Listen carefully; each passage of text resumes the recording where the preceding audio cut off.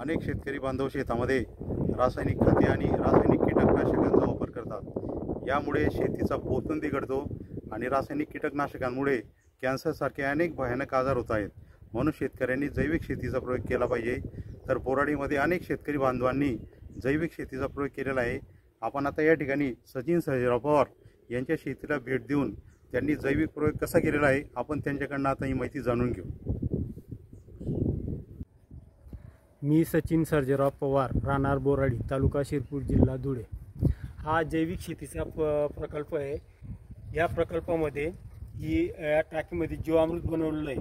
हे जीवामृतसाठी लागणारे साहित्य जे हे शेण आहे, हे गूळ आहे, हे गोमूत्र आहे आणि परत याची कार्यक्षमता वाढवण्यासाठी हे तरल जैविक खाद आहे।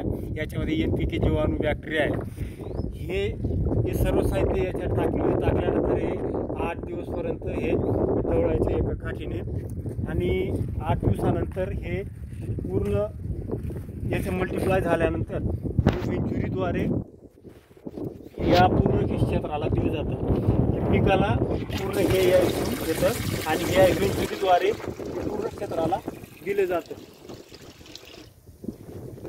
त्याच्यामुळे क्षेत्राला हे दिल्यानंतर याचा फायदा असा होतो की ही जमिनीचा पोत सुधारतं, रासायनिक खतं व कीटकनाशकांची गरज कमी लागते आणि जमिनीमध्ये गांडुळांची संख्या वाढते। परत पीक हे जोरदार वाढते। याच्यामध्ये कोणतेही रासायनिक खतांची आणि कीटकनाशकांचा जो बचत आहे ती होते आपल्या याच्यात। तरी सर्व शेतकऱ्यांनी या जैविक शेतीचा प्रयोग करावा आणि याप्रमाणे जमिनीला जीवामृत सोडून ही आपली जमीन कसदार व सशक्त बनवावी।